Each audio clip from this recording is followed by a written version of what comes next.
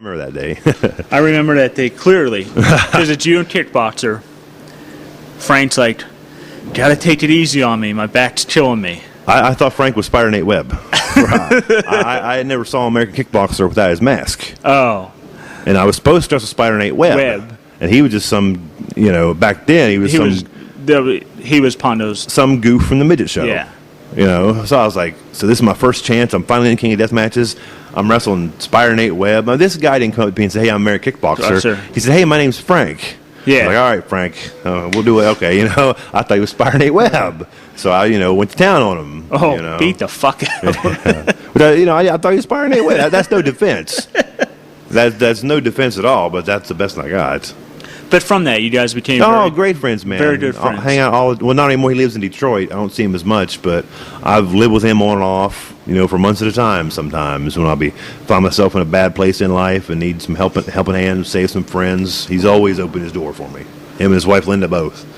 Yeah. I mean, a lot of people maybe only get to see Kickboxer on tapes now. But like that 99, 2000, you know what I mean?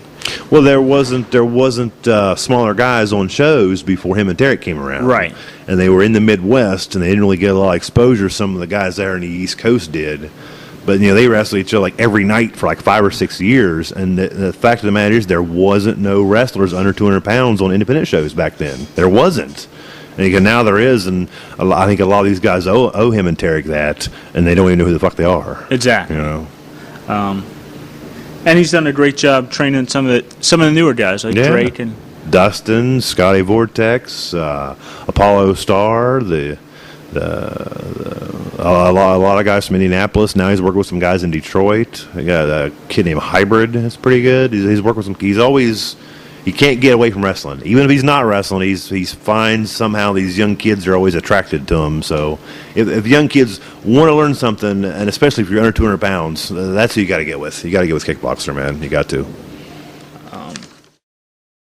How did you get hooked up with Kickboxer? There's a promotion in Indianapolis called Insanity Pro Wrestling, and in March of 2002, they were going to start up a wrestling school, and they brought in an American Kickboxer to be their head trainer for the school. And I'd always been a Kickboxer fan from his stuff in IWA Mid-South because me and my buddies we used to drive down to Charlestown for IWA Mid-South shows. Matter of fact, if you watch some of the old tapes from '01, you'll see us in the crowd.